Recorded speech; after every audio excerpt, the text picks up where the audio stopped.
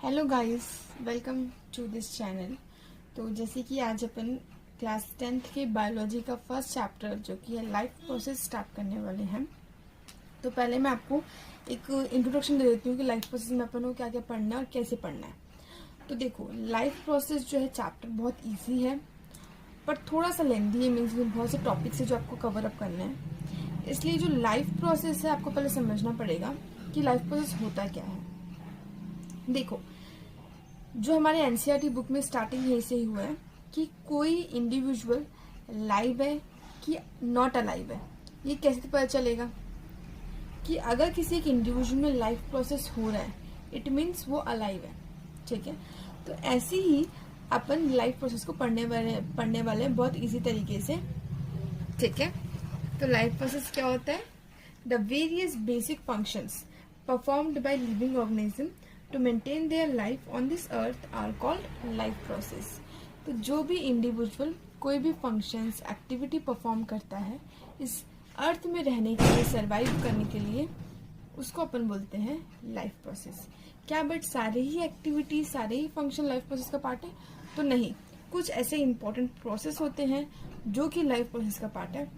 तो कौन कौन से वो प्रोसेस है? देखिए, पहला जो बहुत इंपॉर्टेंट हो जाता है वो है न्यूट्रिशन। न्यूट्रिशन हमें पढ़ना है कि nutrition is a part of life process. Respiration, transportation and excretion, ये 4 टॉपिक जो अपन को इस चैप्टर में बहुत अच्छे से पढ़ना है। चलिए, तो पहले अपन आज इस वीडियो में स्टार्ट करेंगे न्यूट्रिशन को। ठीक है, आज हम क्या पढ़ने वाले हैं?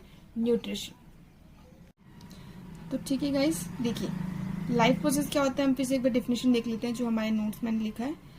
The various functions performed bye living organism to maintain their life on this earth are called life process। ये हमने ऑलरेडी डिस्कस कर लिया।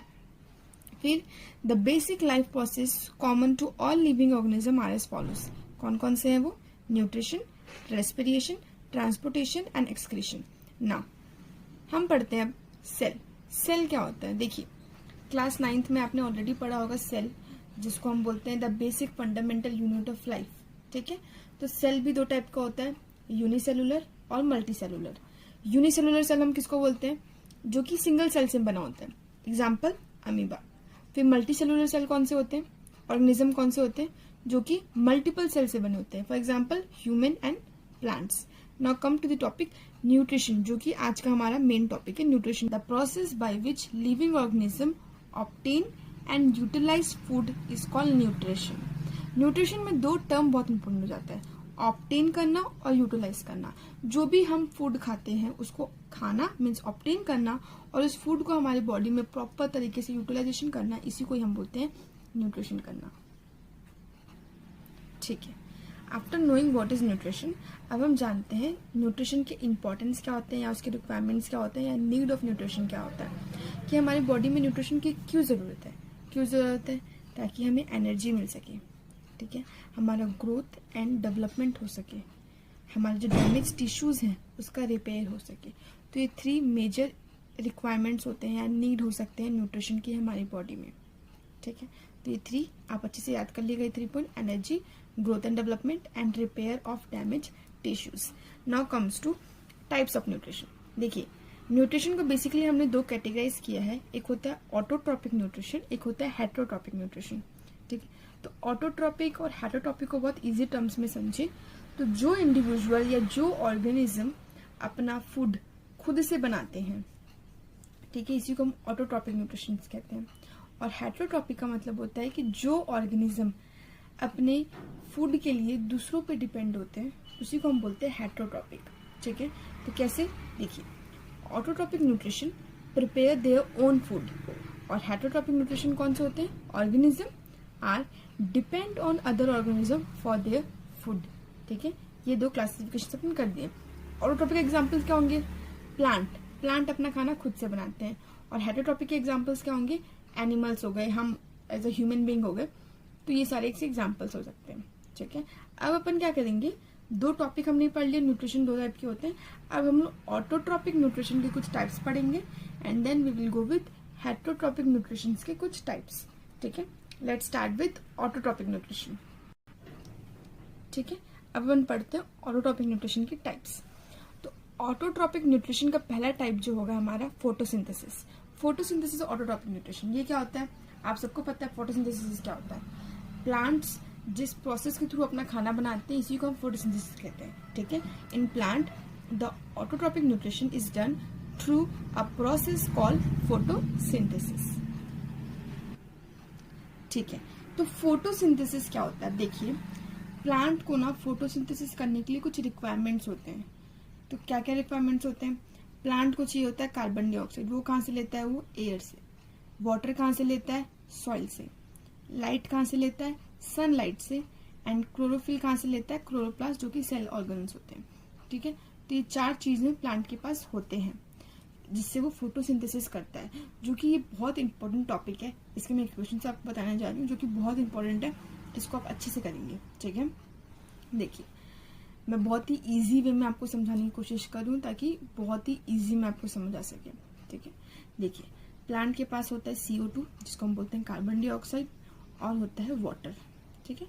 तो ये जो वाटर है इस फोटोसिंथेसिस के प्रोसेस में फोटोलिसिस होता है वाटर का, फोटोलिसिस ऑफ वाटर बोलते हैं। फोटोलिसिस ऑफ वाटर क्या होता है, वाटर का 2 पार्ट्स में डिवाइड होना, हाइड्रोजन और ऑक्सीजन, इसी को बोलते हैं फोटोलिसिस ऑफ वाटर।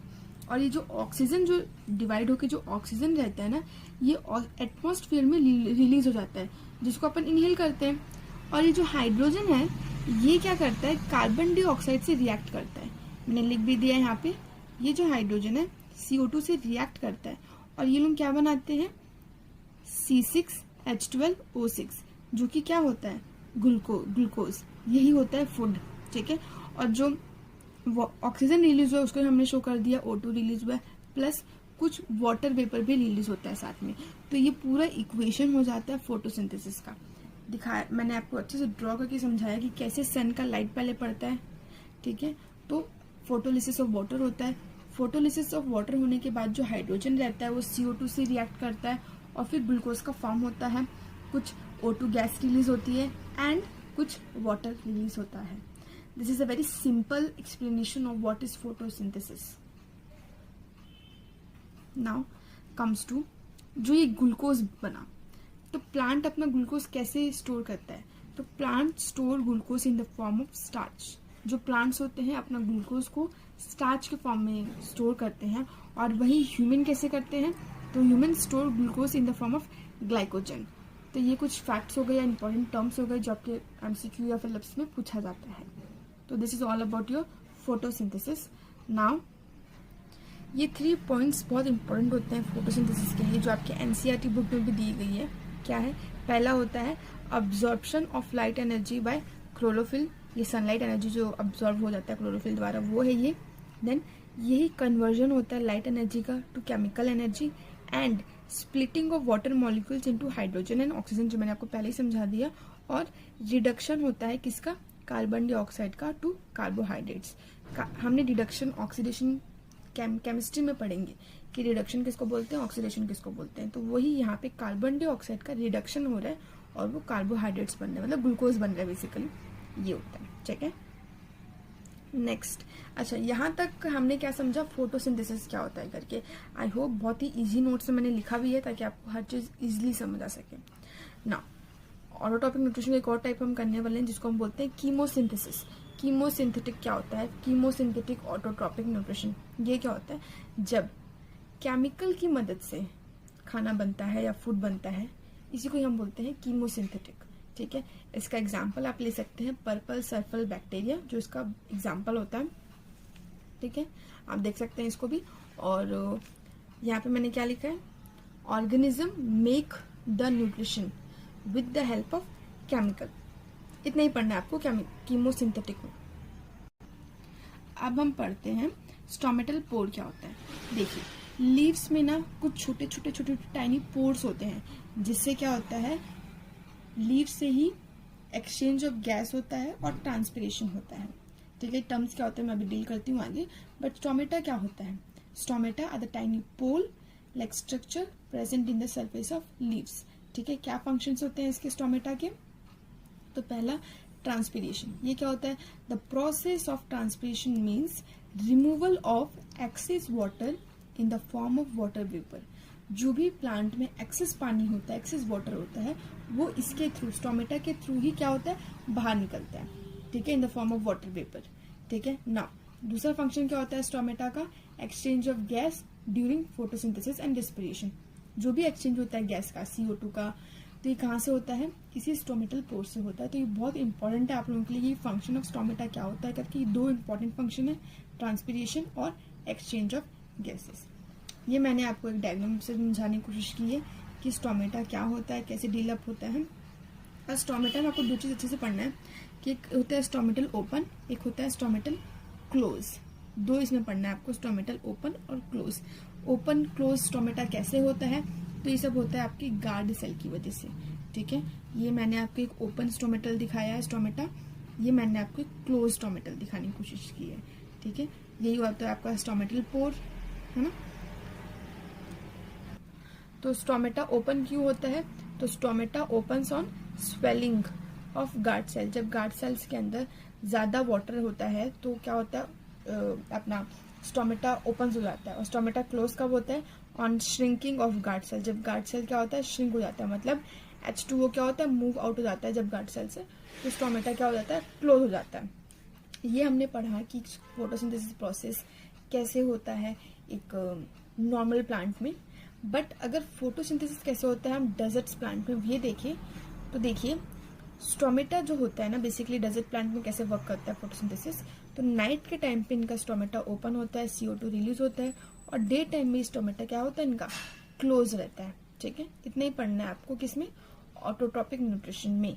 अब हम पढ़ते हैं हेटेरोट्रॉपिक न्यूट्रिशन, जो कि 3 टाइप्स ऑफ होते हैं। क्या, होलोजोइक, सैप्रोट्रॉपिक और पैरासाइट, ठीक है। तो पहला अपन पढ़ते हैं होलोजोइक हेटेरोट्रॉपिक न्यूट्रिशन क्या होता है।